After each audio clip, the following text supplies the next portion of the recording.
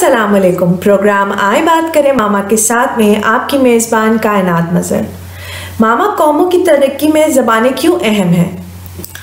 बेटे, क्योंकि कौमें बनती अफराद से हैं और अफराद के बाहमी राब्तों में सबसे मोतबर जो वसीला या राब्ता है वो ज़बान है। ज़बान ही के ज़रिए अफराद आपस में अबलाग करते हैं, लोग एक दूसरे के ख़यालात को जानते हैं, अपना मतमए नज़र दूसरों तक पहुंचाते हैं।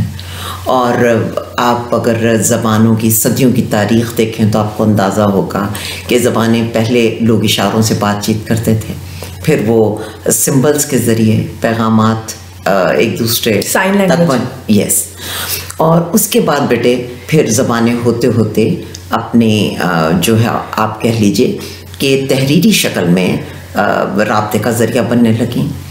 और जब ये तहरीर की सूरत में आई तो आप फिर अंदाज़ा कीजिए कि इल्म किस तेज़ी से फैला और दुनिया में तरक्की किस रफ्तार से हुई। अलहामी कुतब से लेकर दूसरी तारीख़ की वो किताबें थीं या वो अदब से उनका ताल्लुक़ था, उन सब ने मिलकर इंसान की तरक्की में इतना हिस्सा लिया कि हम उसका अंदाज़ा भी नहीं कर सकते। सो बेटे, ज़बान जो है वो किसी फ़र्द का दूसरों के साथ ताल्लुक़ ही बेहतर नहीं बनाती, बल्कि ज़बानें जो हैं वो कौमों के लिए वजह इफ्तिखार भी बनती हैं। जब कोई भी कौम जो कि ज़िंदगी की दौड़ में तेज़ी के साथ आगे बढ़ने का इरादा कर लेती है, जहाँ पर ज़बानें तवाना होती हैं, ज़बानों में इतनी लचक मौजूद होती है कि वो दूसरी ज़बानों के इल्म को अपने अंदर जज़्ब कर सकें या वो अपने ख़यालात, अपनी सोच, अपनी काबिलियतों को दूसरों तक उस ज़बान में पहुँचा सकें, तो बेटे उन कौमों की ज़बानों को भी बहुत ज़्यादा इज़्ज़त मिल जाती है। हम माजी में जाएं तो अगर आप मुसलमानों की तारीख़ को उठाकर देखें, जब मुसलमान पूरी दुनिया की सबसे बड़ी ताकत थे तो अरबी ज़बान को सीखने के लिए दूसरे मुल्कों के लोग आया करते थे। फिर जब हम अपना वो वक्त गंवा बैठे अपनी गलतियों से या बावजूद, तो फिर जिन कौमों की तरक्की आपको आज दुनिया में नज़र आती है, आज उनकी ज़बानें भी सबसे आगे हैं। यही वजह कि आज अंग्रेज़ी बैनुल-अक़वामी राब्ते का सबसे अहम ज़रिया है। और दूसरा आप देखते होंगे कि पूरी दुनिया की जो बड़ी चंद ज़बानें हैं उनमें हस्पानवी ज़बान, उसी के अंदर फ्रांसीसी ज़बान, अरबी, चीनी, इसलिए कि आज वो कौमें तरक्की के मकाम पर आगे चली गई हैं। मामा, जब कामयाबी की बात होती है तो हम हमेशा इंग्लिश को क्यों फ़ौक़ियत देते हैं, उर्दू को क्यों नहीं? बेटे, असल में ज़बानें जो हैं वो अपनी कौमों और उनके साथ मौजूद हवालों के ज़रिए तरक्की पाती हैं। जैसे मैंने आपसे पहले कहा कि जब मुसलमानों का बहुत आला वक्त था, मुसलमान पूरी दुनिया की बड़ी ताकत थे, तो अरबी ज़बान को सीखने के लिए दुनिया भर के लोग आते थे, इसलिए कि उस वक्त में जितनी भी एडवांसमेंट हो रही थी, जितनी रिसर्च हो रही थी, जितनी भी तालीम और जितनी भी आला मज़ामीन जो पढ़ाए जा रहे थे, वो तमाम जो थे वो अरबी में थे, क्योंकि तमाम साइंसदान, स्कॉलर्स, बड़े बड़े लोग जो हैं वो इस ज़बान से वाकिफ़ थे, इसलिए पूरी दुनिया से लोग उस ज़बान को सीखने के लिए आते थे। अगर आज हम देखते हैं कि अंग्रेज़ी की पूरी दुनिया में पूजा की जा रही है, तो बेटा इसके पीछे एक छोटा सा सच है, उस कौम फ़रंगी की मेहनत है। यकीनन आप जब तारीख़ को तवज्जो से पढ़ते हैं तो आप ये भी कह सकते हैं कि उसमें उनकी मेहनत से ज़्यादा उनकी चालबाजियाँ, उनकी मक्कारियाँ, उनकी धोखाधड़ी का भी हाथ है कि वो पूरी दुनिया में रूल कर सके। ठीक है, लेकिन ये भी आपको मानना पड़ेगा कि अगर आपका मद्दे मुकाबिल चालाकी, होशियारी और मक्कारी में बहुत आगे है और आप अपने दिफा का बंदोबस्त नहीं करते तो गलती आपकी भी है। अगर इंग्लिस्तान ने पूरी दुनिया में अपनी कॉलोनीज़ बनाई, तो जहाँ जहाँ कॉलोनीज़ बनाई उनके पीछे जो असबाब हैं, हमें भी अपने गिरबान में झांकने की ज़रूरत है। आज वजह यह है कि आज पूरी दुनिया में इल्म के जितने भी मंबे हैं वो कहीं ना कहीं ऐसे दुनिया के ख़ित्तों में मौजूद हैं जहाँ पर अंग्रेज़ी ज़बान बोली समझी जाती है। अगर हम इसको बहुत कम ज़र्फ़ी के साथ कहें तो हम कहेंगे जी हमारे आकाओं की ज़बान। लेकिन सबसे बड़ा मसला अंग्रेज़ी या किसी और ज़बान का नहीं है। हमारी अंग्रेज़ी को फ़ौक़ियत देने में कोई ऐप नहीं है, आपको दुनिया के साथ बेहतर तौर पर अपने राब्ते बढ़ाने के लिए अंग्रेज़ी की अहमियत से आप इनकार नहीं कर सकते, लेकिन हरगिज़ इसका मतलब ये नहीं कि आप अपनी ज़बान जो है उसको कमतर ख्याल करें या उसको कमतरी की वजह करताने। याद रहे कि ज़बानें टूल्स हैं, कम्युनिकेशन टूल्स हैं। आप ज़बानों के ज़रिए किसी दूसरे के ख़यालात को जानते और अपने ख़यालात उस तक पहुँचाते हैं। हरगिज़ किसी एक ज़बान से वाक़फ़ियत का मतलब ये नहीं है कि आप अक्ल कुल या आपके पास इल्म कुल आ गया है। मसला ये है कि उर्दू जिस कौम या जिन कौमों के अंदर बोली जा रही है वो दुनिया में इस वक्त तरक्की याफ्ता अक़वाम नहीं समझी जाती। यही वजह है कि उर्दू को इस सवाल का सामना है। मामा, हमारी एक पॉलिटिकल पार्टी का एक नारा है, वोट को इज़्ज़त दो। अगर मैं आपको कहूँ कि उर्दू को इज़्ज़त दो तो ये कैसे मुमकिन है? उर्दू को हम तभी इज़्ज़त दे सकते हैं जब हम ख़ुद को इज़्ज़त दें, अपने मुल्क को इज़्ज़त दें, अपनी कौम को इज़्ज़त दें। तो उर्दू को इज़्ज़त देने का सबसे बेहतरीन तरीका ये है कि हम माजी के एहसास कमतरी को अपने जहन से खुरच डालें। हम अपनी ज़बान बोलने में, अपनी ज़बान में अपने ख़यालात के इजहार में, इसको लिखने में, इसको पढ़ने में किसी तरह का एहसास कमतरी महसूस ना करें। अपने ख़यालात के इजहार के लिए, अपनी खुशियों और अपने गमों और अपनी सोचों के इजहार के लिए इस ज़बान को अपनाएं। जब हम इस ज़बान को बोलने में कोई एहसास कमतरी महसूस नहीं करेंगे तो यकीन कीजिए कि इज़्ज़त का मकाम जो है वो इस ज़बान को मिल के ही रहेगा। और ख़ास तौर पर उर्दू ज़बान जो है उससे मुतालिक जो असातिज़ा हैं, वो लोग जो पढ़े लिखे लोग हैं, वो लोग जो साहिब इख्तियार हैं, वो लोग जो साहिबाने इक़्तिदार हैं, अगर वो सब अपनी ज़बान को अहमियत देंगे तो यकीन कीजिए कि उर्दू जो है वो सिर्फ़ तरक्की याफ्ता ज़बानों में ही आगे से आगे का सफ़र तय करेगी। इंशाल्लाह ऐसे कोई ज़बान नहीं हो। मामा, स्कूल्स में ऐसा देखने को मिला है कि बच्चों को कहा जाता है कि उर्दू में बात नहीं करनी। अगर ऐसे ही चलता रहा तो यूँ तो उर्दू एज ए लैंग्वेज जो है वो अगली नस्लों तक पहुँचेगी ही नहीं। अच्छा बेटे, इसके भी दो पहलू हैं। देखिए, हम बुनियादी तौर पर अंग्रेज़ से जब आज़ाद हुए तो हम आज़ाद नहीं हुए, सिर्फ ये नाम नहाद एक आज़ादी थी। कुछ हवालों से तो यकीनन ये आज़ादी बड़ी मीनिंगफुल है, लेकिन बहुत से हवालों से वो ज़हनी ग़ुलामी अभी तक बाकी है। यकीनी तौर पर अंग्रेज़ी पूरी दुनिया के अंदर सबसे बड़ी और ऐसी ज़बान है जिसमें तमाम लोग बहुत आसानी से एक दूसरे को अपनी बात समझा सकते हैं और बात समझ सकते हैं। इसके अलावा दुनिया का मॉडर्न जितना भी नॉलेज आप कह लीजिए, रिसर्च कह लीजिए, वो इसी ज़बान में हो रही है। तो इस ज़बान को सीखना, इसको समझना, इसको बोलना लिखना, इसमें कोई बुराई नहीं है। जब हमारे यहाँ पर बच्चों को स्कूल्स में दाखिल करवाया जाता है तो वालिदैन की एक बड़ी ख्वाहिश होती है कि वो बच्चे मुल्की सतह पर भी और बैनुल-अक़वामी सतह पर भी काबिल कबूल जो है वो तसव्वुर किए जाएँ। तो इसके लिए उन्हें लगता है कि अंग्रेज़ी बहुत ज़रूरी है। इदारों की मजबूरी ये होती है कि जब छोटे बच्चे आते हैं मुख्तलिफ़ माहौल से, मुख्तलिफ़ घरों से, तो उनको ये यकीन होता है कि बच्चे उर्दू चूँकि इनकी अपनी ज़बान है तो ये बोल भी रहे हैं, सुन भी रहे हैं, समझ भी रहे हैं। तो अंग्रेज़ी जो है उसके लिए सिर्फ़ इनके पास सीखने का उतना ही वक्त है जितना वक्त ये स्कूल में गुजारते हैं। तो इसको मैं मनफी नहीं समझती, ना वो उर्दू की तज़लील कर रहे होते हैं, लेकिन शायद उनको ये लगता है कि बच्चों को प्रैक्टिस अंग्रेज़ी ज़बान की करने की ज़रूरत है। तो इसलिए वो ब्रेक्स में, असेंबली में या आम तौर पर भी स्कूल प्रेमिसेस में जब कम्युनिकेट करें तो अंग्रेज़ी ज़बान में ही वो बातचीत हो। लेकिन हाँ, इसका कई जगहों पर जो मेरे मुशाहिदे में भी आई हैं और मैंने देखा कि कई जगहों पर उर्दू को तहकीर बना लिया जाता है। वो हमारे अंदर के छुपे हुए एहसास कमतरी हैं। हमें लगता है कि जैसे उर्दू बोलना एक गाली है। उर्दू पाकिस्तान की कौमी ज़बान है लेकिन सरकारी ज़बान ताहाल अंग्रेज़ी है। और जब जस्टिस जवाद ख्वाजा ने ये कौमी फ़ैसला दिया तो हमारी अदलिया और हमारी उस वक्त की हुकूमतें ख़ुद उनके ख़िलाफ़, इस फ़ैसले के ख़िलाफ़ मैदान में आ गई। क्योंकि अगर पाकिस्तान के तमाम कवानीन माज़रत के साथ उर्दू ज़बान में होंगे तो कमज़ोर से कमज़ोर बंदा जो उर्दू पढ़ लिख सकता है उसे पता चल जाएगा कि मेरे राइट्स क्या हैं। इसी तरीके से कोई अगर बैंक्स जो हैं वो सारे काम आसान उर्दू में करेंगे तो यकीनी तौर पर लोगों को पता चल जाएगा कि बाबा अगर हम कार लीज़ ले रहे हैं, बैंक से कोई कर्ज ले रहे हैं तो बैंक किस तरह के चालें चल के हमें आखिर में जाकर हम पर शिकंजा कसेगा।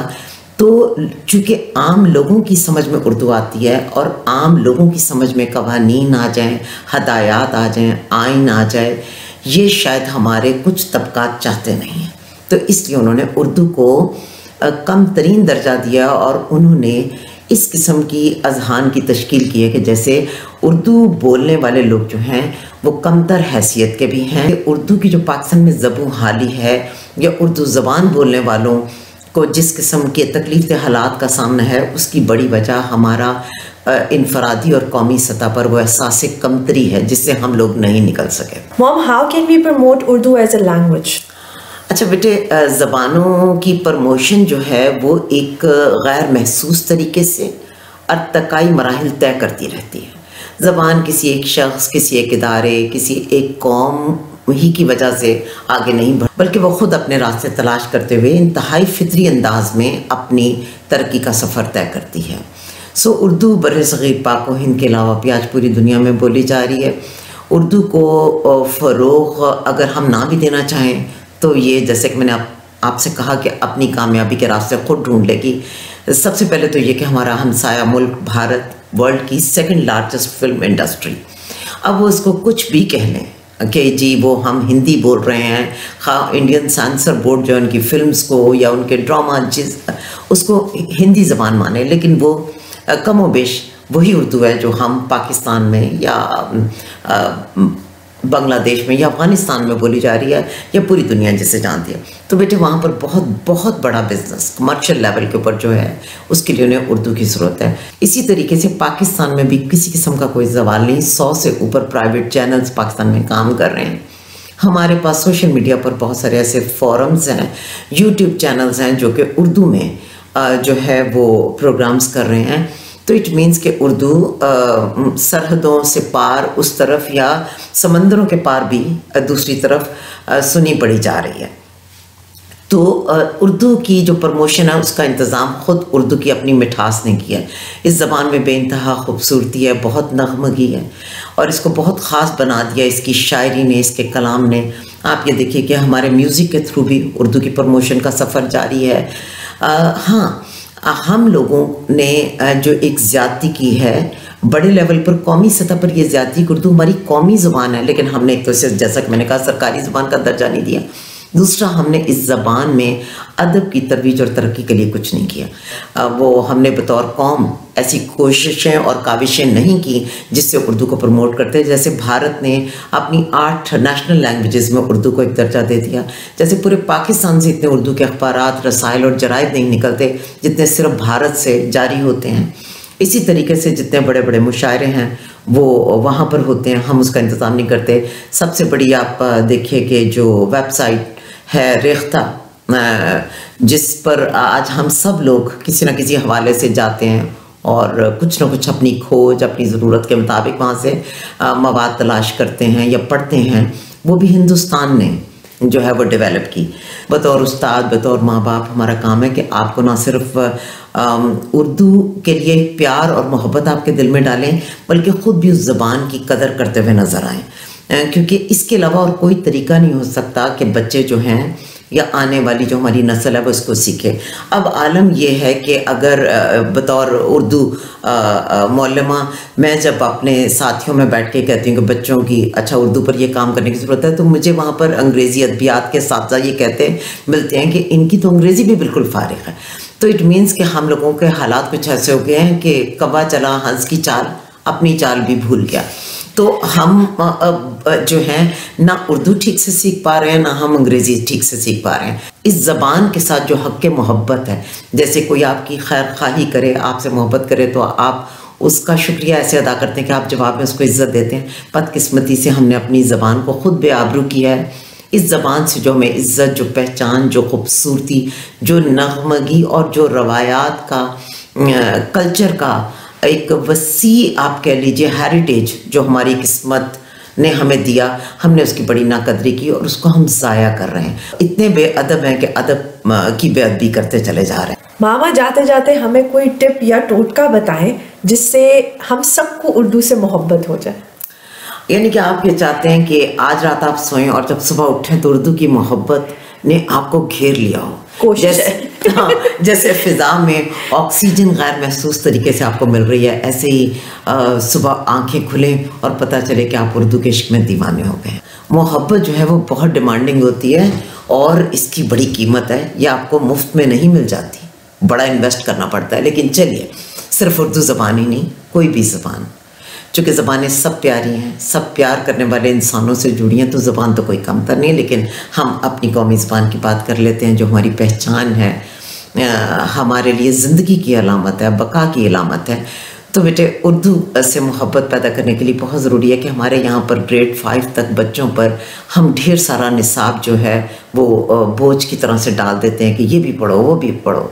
तो बेहतरीन तरीका ये कि बहुत पुराने वक्तों में अगर हम चले जाएं, स्पेशली बरसग़ीर पाक व हिंद की तारीख़ उठा कर देखें, तो हमारा एक निज़ाम तालीम था जिसमें आम एवरेज हिंदुस्तानी, खा वो सिख था, मुसलमान था, हिंदू था, उससे 4 ज़बानें आ रही होती थी। वो हिंदी भी बोल रहा था, अरबी भी, फ़ारसी भी, उर्दू भी।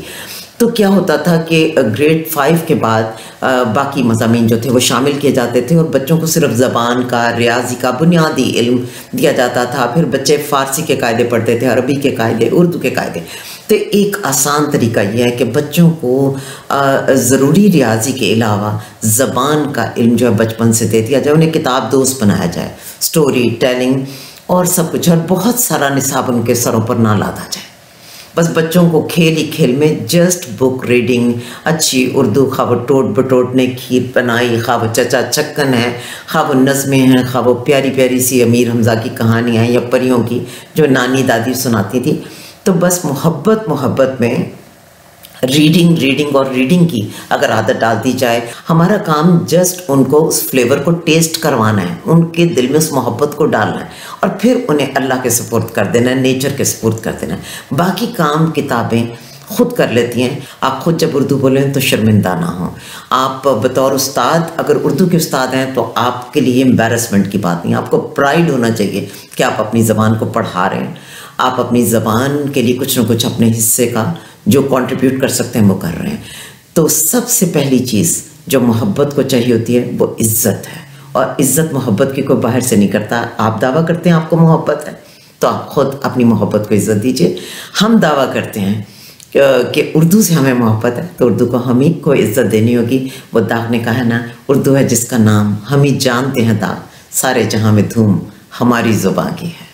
चले, अब से मेरी भी कोशिश रहेगी कि मैं जब भी आपके साथ ये शो कर रही होती हूँ तो मैं इंग्लिश को बीच में ज़रा ज़्यादा सवाल इंग्लिश में होते हैं मेरे, पर अब मेरी कोशिश रहेगी कि अगली दफ़ा से इतना कुछ सुनने के बाद मैं उर्दू के अंदर ही हर हाल में शो को आपके साथ करूँ, थोड़ी सी कोशिश रहेगी जी। और इसमें मैं एक चीज़ और ऐड कर दूँ, यंगस्टर्स को तो उर्दू और अच्छी उर्दू आनी चाहिए, ख़ासतौर पर उर्दू शायरी, और शायरों का रोमांटिक कलाम तो अजबर होना चाहिए।